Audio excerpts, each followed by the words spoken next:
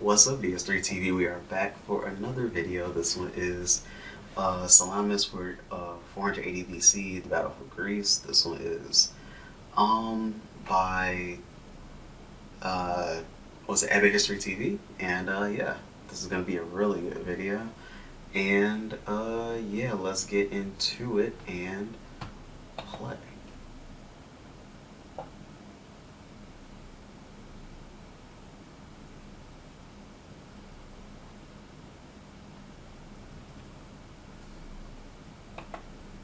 I just realized that the video's on mute, so let's start that back again. Because the first 12 seconds we did not hear. In the 5th century BC, the great king of Persia ruled the greatest empire the world had ever seen. It stretched from modern Pakistan to Macedonia and contained 1/5 of the world's population. The Persian Empire was sophisticated, rich and all-conquering, and in 480 BC, King Xerxes led its mighty forces against Greece, a patchwork of tiny city-states that lay on the western fringes of his vast realm. He had decided to punish the Greeks for having dared to meddle in his affairs. And this is mostly kind of following the, if you watch 300, you know what this is about. For some of it, because this is, this was like the exposition. King Xerxes came to Sparta and seeing King Leonidas and how that worked out and stuff like that. But it was kind of based on this part in history, But seeking vengeance, conquest and glory, he would find only disaster and death in the Straits of Salamis.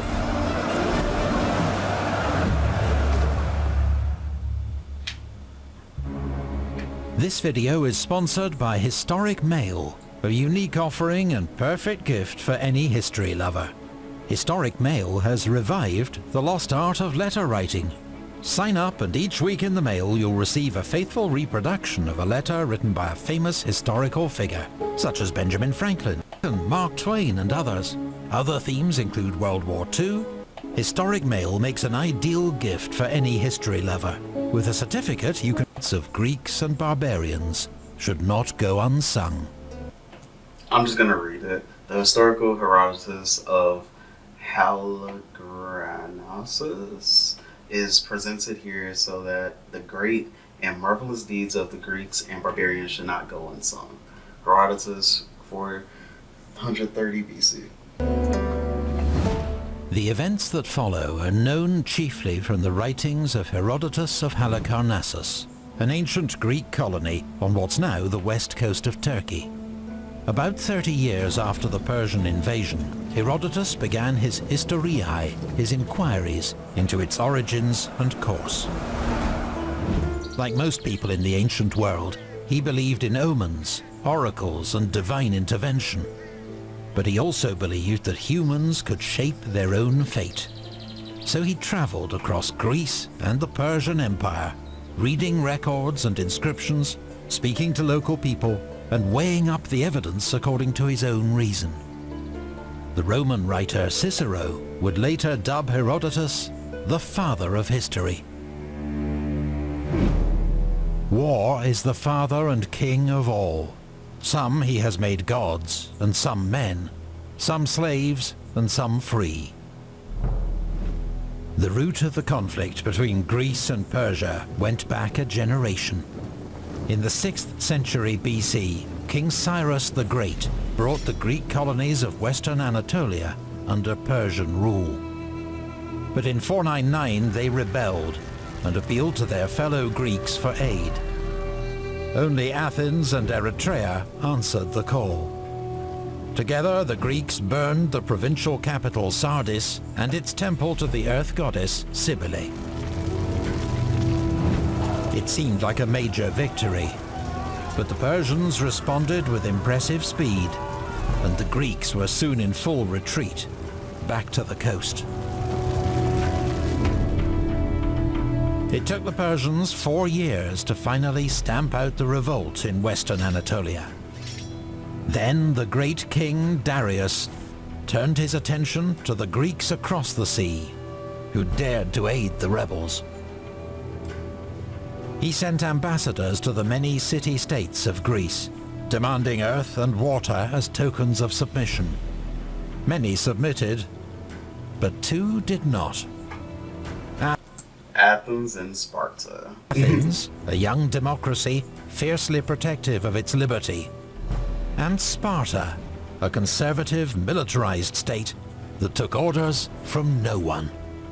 Both cities answered the great king by kicking his envoys down a well, where they were told they might find all the earth and water they required.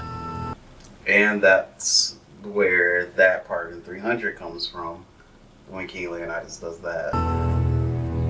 In 490 BC, Darius dispatched a mighty expedition to bring the Greeks to heel. Naxos was the largest of several islands to submit. Eritrea was sacked and burned. Then the Persians landed at Marathon to mete out the same punishment to Athens.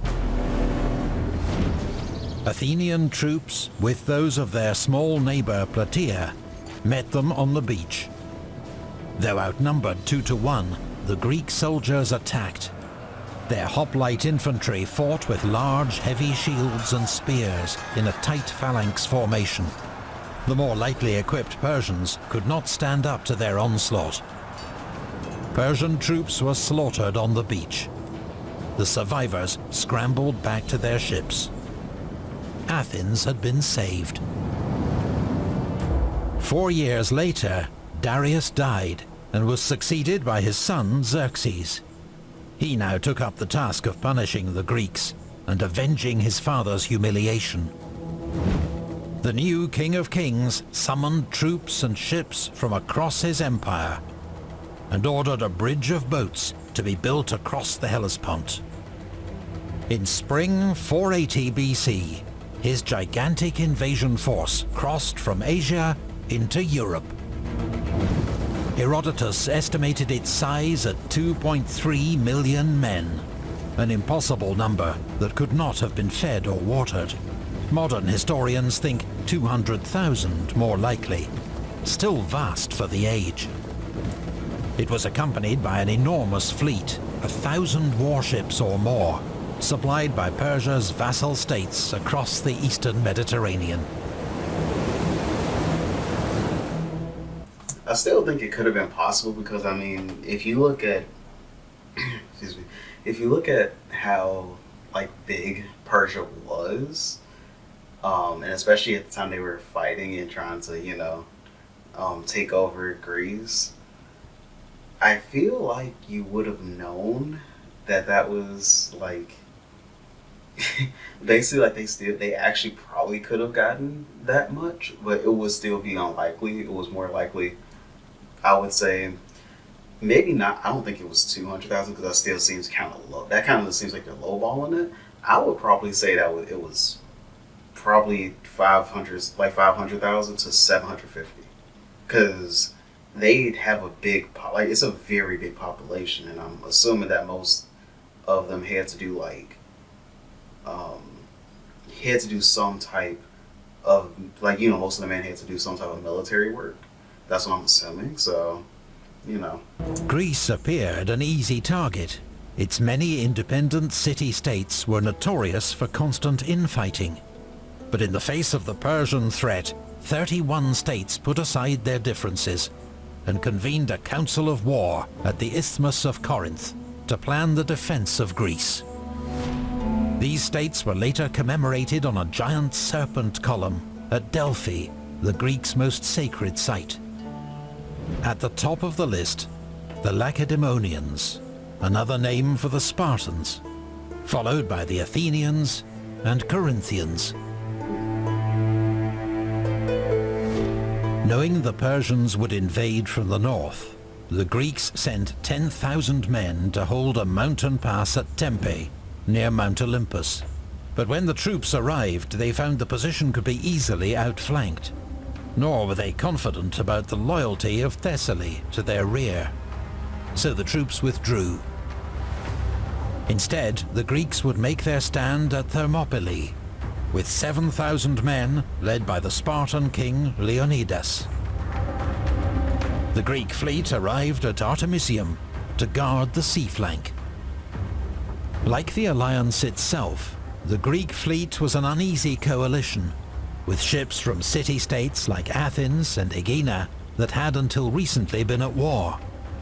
The Athenian contingent was by far the largest. It only existed thanks to the discovery 3 years earlier of rich silver mines at Laurium.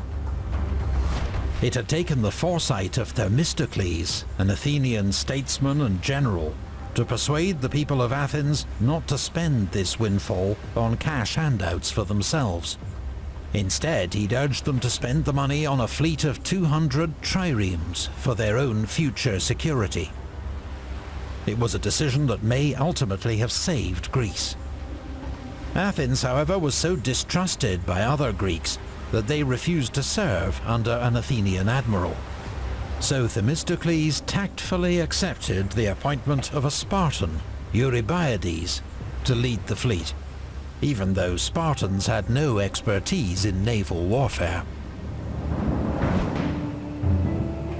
I mean, because they just only, like, literally they only fought in their land, and also they, like, something I always found funny about the Spartans too, they would fight their slaves. They would have a war with their own slaves because they didn't want them to, like, think that they could, like, defeat them at, like, the slave masters or whatever. So they would go through I think they would, like, go through, like, their crops and harvest or whatever every year and, like, just burn half of it or something like that, so that they just could never, like, you know, build up or something like that. Spray flying from the oars, the fleets sweep together, ploughing through the swell, ram teeth bared. Both the Greek and Persian fleets relied on a single type of warship, one that dominated naval warfare in the Mediterranean, the trireme. Sleek, agile and delicate, the trireme carried masts and sails for cruising. But in combat, these were lowered, and the ship relied on 3 banks of rowers, which gave the trireme its name. The ship carried 170 oarsmen in total, who could produce a top speed of around 10 knots, to smash their primary weapon, a bronze-sheathed ram, into the hull of an enemy ship, leaving it crippled. Boarding the enemy was another tactic. A Greek ship usually carried 14 marines, 10 hoplites armed with spear and shield, and 4 archers. The ship's commander, the triarch, sat at the stern, alongside the helmsman, the kybernetes, who guided the ship's course with twin rudders. A boatswain and bow officer relayed orders to the oarsmen, while a piper helped them keep time. A carpenter and 10 sailors brought the ship's total complement to 200 men. Every ship had a name, and a painted eye on the bow to avert ill fortune. Herodotus describes the Greek ships as more heavily built than the Persian ships, although in what way, we're not sure. He also tells us that Persian ships carried many more marines, 44 in total. Here, the sons of Athens set in place the bright foundation stone of freedom. While Leonidas and the Greeks held the pass at Thermopylae, the Persian fleet sailed south along the rugged coastline of Magnesia. But one night, while at anchor, they were hit by a violent storm. Hundreds of ships were wrecked and damaged. Thousands of sailors drowned. According to Herodotus, the Persians further weakened their force by sending 200 triremes around the island of Euboea to cut off the Greek retreat. but the entire squadron was destroyed by another storm. Herodotus offered... This is kind of insane. It kind of reminds me of, when they were saying that, I'm trying to remember, was it the Koreans at the time, or it might have been the Mongols. Yeah, I think it was the Mongols. They decided that they want to take Japan, and they tried, but every single time they would try, they would get set up. I think it was in like in a cyclone or hurricane or something like that. Like every single time they tried, like I think they tried like 3 times, and it just never worked. So they just couldn't do it. But I think the real reason behind that, because I heard that recently, was because it was because they could not, like, they were getting ships that were built by the Chinese that weren't good to begin with. Like the Chinese knew that they weren't good, but since the Mongols never used ships, they just didn't know that they weren't like ever good for war anyway. So yeah, that happened. There was little supporting evidence for this operation, which would have been extremely reckless, and some historians doubt it ever happened. Despite Persian losses, the Greeks still faced odds of nearly 3-1 at Artemisium. And they weren't just outnumbered. The Persian fleet was more experienced in naval warfare, particularly the elite squadron from Phoenicia in modern Lebanon.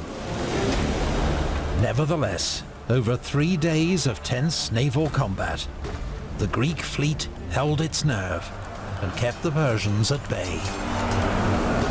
But at the end of the 3rd day, disastrous news arrived. Leonidas and the Greeks at Thermopylae had been encircled. The Spartan king and half his men had been killed.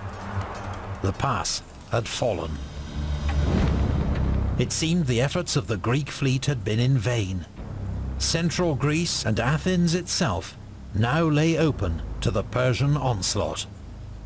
As the Greek fleet withdrew, the Persians marched south, burning cities, farms and sanctuaries, though sparing Thebes, one of several Greek city-states to side with Persia. To Athenian dismay, the Greek army, dominated by troops from the Peloponnese, gathered at the Isthmus of Corinth and began building a great wall to protect their own homes from the invader. Athens was to be abandoned. The Greek fleet began to evacuate civilians to Troezen, Aegina, and Salamis. Goodbye. I thought I had like ads taken off, but it's fine. Okay, it says video will play after ads. I don't understand why, but yeah, it shouldn't happen like for most of the other videos though. So random calls and offers. Hello, built-in spam blocker. Now I can't soak up the sun in peace. Hello, Google Fi. I'm just gonna mute them because I don't know if that'll get me like banned or something. You know, it's not banned, but copyright strike or something because they use something music or something. Ways to improve culture. They look... Pallas Athena cannot appease Olympian Zeus, but the wooden wall alone, the wooden wall shall stand. In the months before the Persian invasion, the Athenians had sent a delegation to the Greeks' holiest shrine, the Oracle of Delphi, seeking guidance for the upcoming war. They'd received only a terrifying warning. "Why are you sitting there, you fools? Flee, flee to the ends of the earth." But a second oracle offered the Athenians a sliver of hope. Athens could trust in its wooden wall. A few Athenians thought the oracle referred to a thorn hedge that had once enclosed the city's Acropolis, its citadel, so they fortified themselves there. But when the Persians arrived, they were surrounded and slaughtered. Xerxes then burned Athens and its temples to avenge the destruction of Sardis 18 years before. Themistocles argued that Athens' wooden wall was her new fleet. But as Greek naval commanders met at Salamis in mid-September, the situation looked grim. A king of Sparta was dead, Athens was burning, the Greek alliance was on the brink of collapse. Themistocles was desperate to stop the Peloponnesian ships retreating to the isthmus. He warned them that the enemy's greater numbers and faster ships meant the Greeks would be defeated if they fought on the open sea. But in the narrow straits of Salamis, with less room to maneuver, the Persians wouldn't be able to exploit their greater numbers, and the heavier Greek ships had the advantage. Themistocles even warned the other Greeks that if they retreated now, the Athenian ships would quit the alliance and sail to Italy. So the fleet commander Eurybiades accepted Themistocles' plan. But Themistocles worried that the Peloponnesians would change their minds. Secretly, he ordered a trusted servant to go to the Persian camp, to tell Xerxes that the Greeks were in a state of terror and would flee at first light. Just 8 miles away at Phaleron, the great king sought the counsel of his generals and admirals. All advised him to attack the Greeks immediately, to win the final victory that would end the war. All except Queen Artemisia of Halicarnassus, commanding 5 ships from Caria.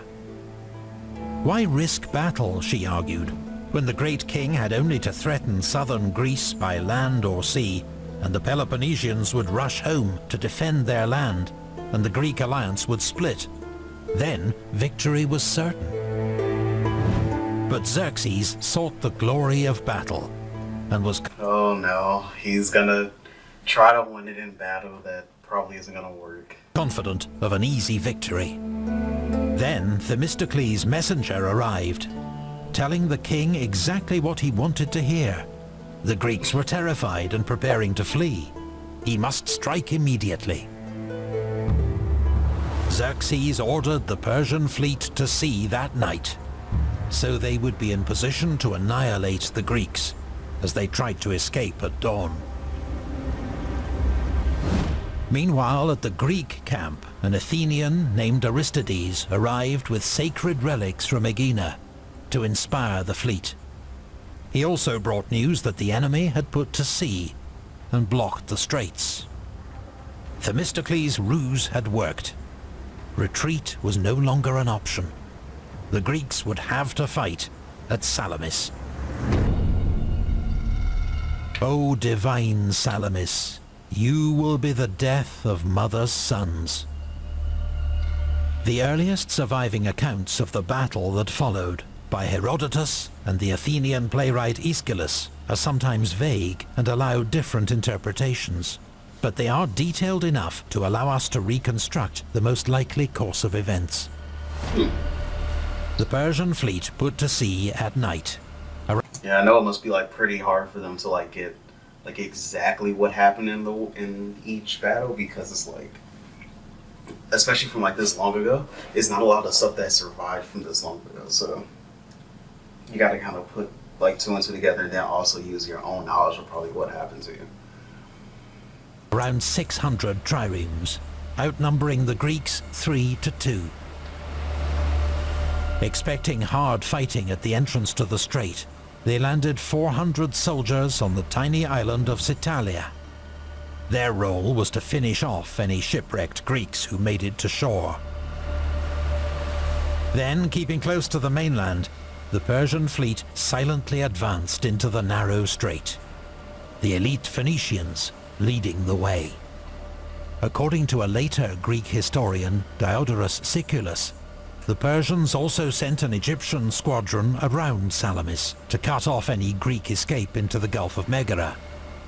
But this event is not mentioned in earlier sources, and may be an invention. At dawn, Xerxes arrived at an observation post overlooking the strait. The great king was confident that his presence would inspire his captains to fight with more determination than they'd shown at Artemisium a few weeks before. He was accompanied by scribes, ready to note down the names of captains who fought well, and those who did not. The Persian fleet lined the northern side of the strait, ready to hunt down Greek ships as they fled. What they saw instead was 368 Greek triremes emerging from the bays of Salamis, ready to fight. They formed a line of battle, with the best squadrons on each flank. On the left, the Athenians. On the right, the Aeginetans. As they rode, they sang paeans, Greek hymns of battle. At first they held formation, perhaps waiting for the morning breeze to blow at their back, or for more Persians to crowd into the strait. Then a Greek ship saw an opening and attacked. Soon both fleets were fully engaged. The battle became a chaotic mass of ships, wheeling, weaving, looking for a chance to ram an enemy and avoid the same fate themselves. In the narrow strait, the Persian squadrons became increasingly disordered. Any ship trying to fall back ran into other ships trying to press forward, their captains eager to impress the great king. What's more, the Persian oarsmen had been rowing all night and soon began to tire. The Greeks were fresh and fighting for their freedom. The Phoenician squadron suffered heavy losses at the hands of the heavy Greek triremes. Some Phoenician captains, who'd abandoned their ships and made it to shore, were brought before Xerxes. They blamed the unfolding disaster on the cowardice of their allies, the Carians and Ionians. Just at that moment, Xerxes saw an Ionian ship ram an Athenian trireme, before it was rammed in turn by an Aeginetan ship. Undaunted, the Ionian marines counterattacked, boarding and taking the Aeginetan ship. Oh, so yeah, that's gonna not be a thing.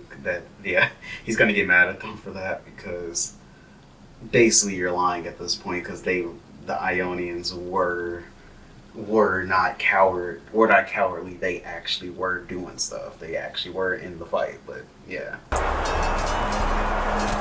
After observing this evidence of Ionian bravery, Xerxes ordered that the Phoenician captains be taken away and executed. Wrecked ships, floundering men and corpses clogged the strait, as the battle turned decisively against the Persians. Aeschylus, the playwright, who almost certainly fought in the battle, compared the Greeks killing Persians to fishermen spearing tuna. As Persian ships tried to escape, they were hit in the flank by the Aeginetans, who distinguished themselves above all other Greeks that day. Queen Artemisia was among those trying to escape the slaughter, with an Athenian trireme in hot pursuit. Seeing her path blocked by a friendly ship, she gave the order to ram it. When the Athenian captain saw this, he thought he must be pursuing an allied ship, and went looking for other prey. The remnants of the Persian fleet streamed back to Phaleron. In a final ruthless act of the battle, Aristides landed with a force of hoplites on Citalia and massacred the 400 Persians who'd been abandoned there. In total, the Persians lost around 200 ships and 12,000 men, including the fleet commander Ariabignes, a half-brother of the great king himself. The Greeks lost just 40 ships. It proved to be one of the greatest naval victories in history.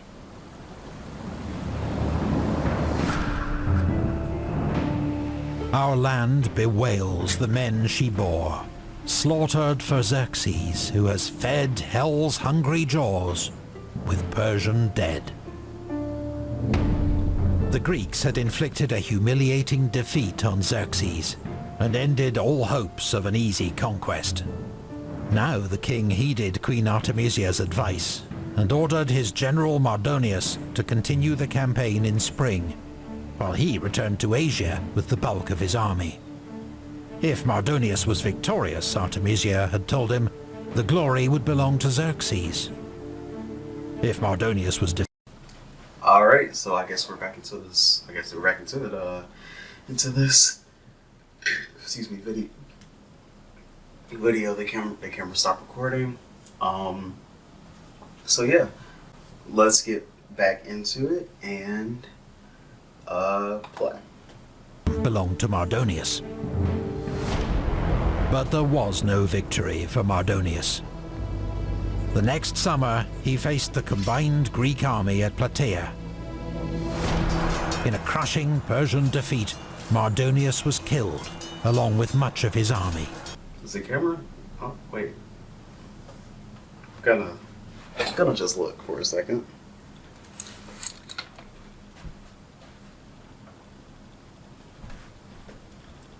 I don't know why I keep thinking. I feel like I thought I heard like a beep or something, but it's fine. Alright, play. On the very same day, according to Herodotus, the Greek fleet inflicted another heavy defeat on the Persians at Mycale. The threat of Persian invasion was over. In the years that followed, the Greek counterattack would begin, led by a new Greek alliance, the Delian League. Yeah. Salamis has been credited with more significance than almost any other battle in history.